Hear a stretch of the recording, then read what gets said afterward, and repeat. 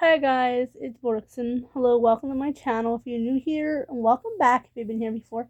So guys, today's video is I just want to my dog ran away and a neighbor found him and brought him back. So this video is me just updating you guys on how freaked out I was when my uncle informed me that King ran away. Now we're talking King, not Gotti.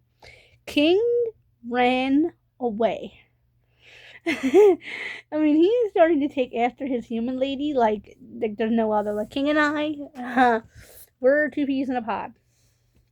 Oh, I don't have my jewelry box has my. I'm trying to use that to put my glasses on and drying, which is not a good thing. And my comb, guys. I'm actually fresh out of the shower, so my hair seems a little damp. That is why. I had a shower like an hour and a half ago. I'm just working and trying to get videos done for you guys. But yeah, guys, so I don't know if something was left unlatched or if King jumped. I don't know, but King got out and was roaming the streets. Now, where was this human lady at when this was happening? I was talking about my nerves feel a little funky and I feel kind of I was in my room watching. You guys know this spoiler. I plan to do. I don't like to say movie videos. I plan to do because I may not get around to doing it.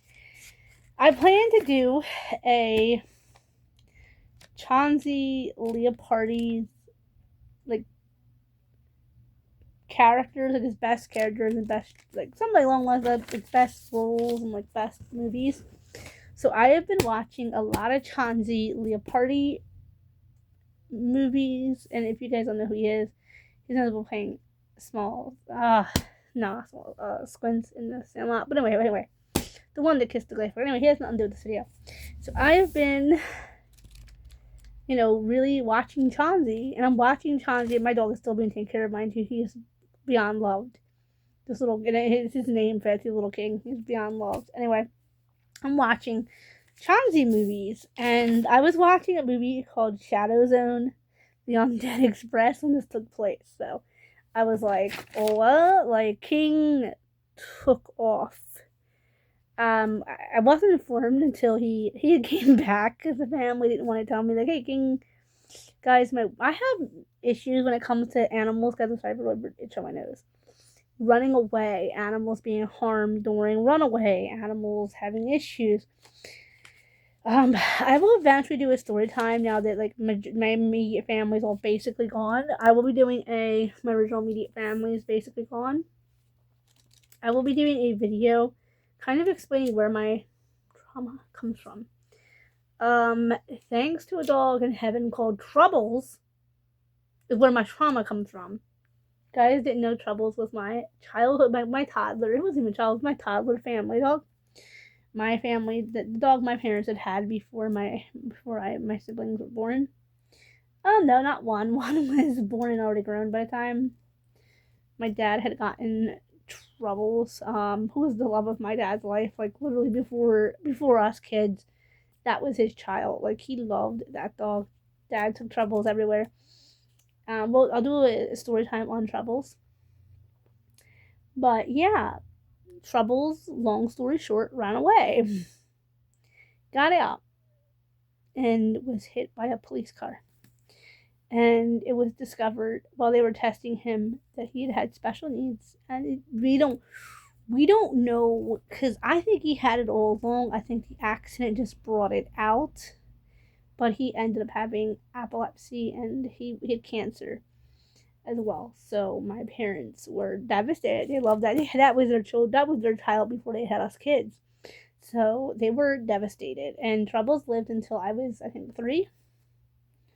But Troubles is a story for another day.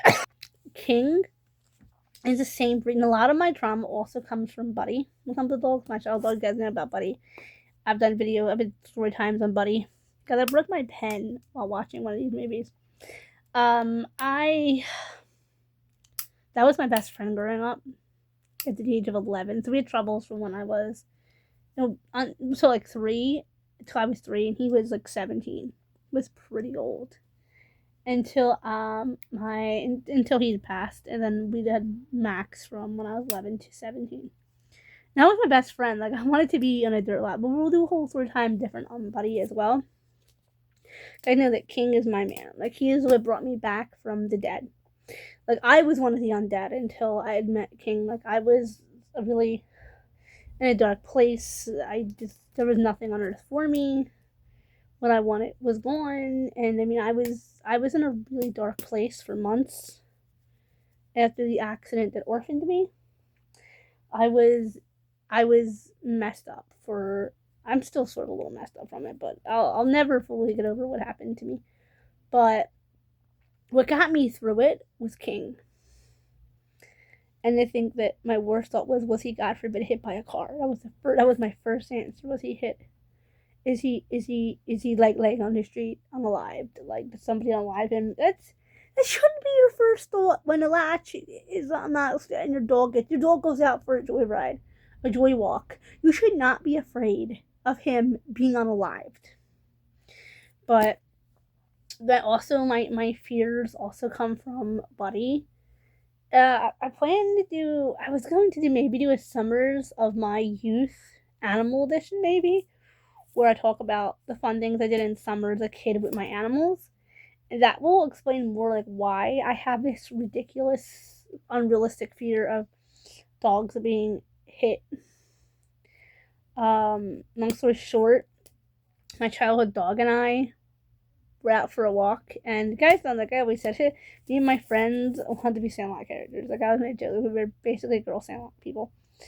Yeah, basically girl Sandlot characters. I always jokingly say, like, I'm basically girl Squints, because I'm like, I wear the glasses, and I'm like, oh, this dude's cute, and you know, I'm like basically girl yeah, because I even say that's my phrase, and I talk really fast. Like, I slow my voice down for YouTube and for work purposes, but on natural, like, and I'm really excited or happy, you can't understand a word out of my mouth. Like, if I'm happy or sad or excited, you can't understand a word out of my mouth. I just go, I'm like hyper.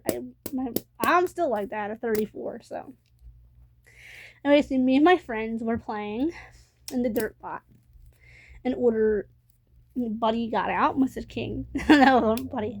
Or he got out, or I was walking him without parental consent. I was 11. She's like, guys, I live in a residential area. So no way. And the dog. I think he got out because I didn't have the leash. I think he got, one of us kids let him out, and a car was coming, and Buddy was a baby. We got Buddy versus when we got King versus when we got Buddy. Buddy was really little, so because we'd gotten Buddy. Buddy was born in September. We got him in October, like late October. So it was just waiting from his mommy dog. And this is like when we're starting to like, okay, we have to play dolls because playing baseball, it's getting too cold. My dog was in the middle of the street. We had chased him like 3 blocks, and he was in the middle of the street, and a car was coming right at him. So that is where my trauma comes from. And I got between the car and my dog, and we nearly got hit by like a split of a hair. We would have been hit. But anyway, guys, that's what freaks me out about King taking off. I worry he will slip out of his collar. I am worried he will fall on the stairs. And this is a big dog. You guys will never see him. More likely will never see him on camera because I am paranoid about him being kidnapped. I am paranoid about him falling on stairs. I act like he is a baby. Like, I just texted my friends and told them that my baby was safe, sound, and he's home and he's okay. And I haven't got any responses because I was thinking, what the? So guys, yes. So King is safe and sound. He's fine. He's in the backyard with Gotti. It's a scary moment to think that he could run away. I don't think he ran away. I think he hopped over a fence or something, and like Hercules himself out of the you guys know Sandlot. He would Hercules himself like out of the. You don't want to talk about Hercules himself, and probably Goliath himself right out of the backyard. It was like, dude, did you jump out of the fence? Like, King, come on. Guys don't know, like, I am emotionally obsessed with my dog. Like, I am obsessed with him. Like, I will be honest. Like, if my dog whimpers, I'm not there. It's okay. Your lady human loves you. Like, I think it's because I'm trauma bonded to my dog as well. Like, he was the thing that brought my cold, dead heart back. Like I said, guys, when I met King, I was ready to throw the towel in. I was like, you know what? And you guys also understand too, like, you think works and this all came from a death. So you probably just weren't, right in the head at first. Of course not, guys. And you guys, if you guys are new to my channel, you wouldn't know. I had adopted King. He was hurt. He was being the word not, it starts with an A, you're not allowed to use on YouTube. And I wanted to find that person and do that to them. Like, I was insisting. I'm like, I'm gonna find this person and I'm going to make them pay for what they did to King. Because something that gave me so much light and so much love, and I when I'm not with him, like right now, right, he's in the backyard, the two dogs in the backyard playing Gotti and King. I miss them. He is my man. He doesn't listen very well. Beagles are very unique. Beagles are little. They don't listen to anything you say. You'll say, for example, I'll say, Buddy, don't pee over there, and Buddy would go over and insist and just pee over there. For example, I would tell Buddy not to boom boom in Dad's bed. I would say, Buddy, which is my childhood dog, don't go boom boom on Grandpa's bed. And that's exactly what he would do. Go find Grandpa's bed and poop all over it. I'm like, dude. Remember, guys, like I said, there is other differences between Buddy and King. Buddy had, and I pray to God, never been a woman in King to ever this. Buddy had stage 4 bone and skin cancer. King, we made sure doctors ran a test to make sure, because he was potentially going to be put down, so they had to check and make sure he was okay. He also had epilepsy, I believe, and they said, yeah, Buddy and Trouble both had epilepsy, so they would like stiffen and have seizures and like fall over and all. So having 2 healthy dogs, it's something I'm not used to either, guys. That's why I'm so worried about them all the time. Is the vet says the doctor says they're both incredibly healthy, they're strong, they're big. Gotti's gaining weight. Like, I worry about them because it's what a human does, and they love animals. I worry about them all the time because I just don't want anything awful to happen to them again. I mean, these poor creatures already had something awful happen to them once. Like, guys, I'm gonna be honest with you. So if I could find who tried to unalive those dogs, I would.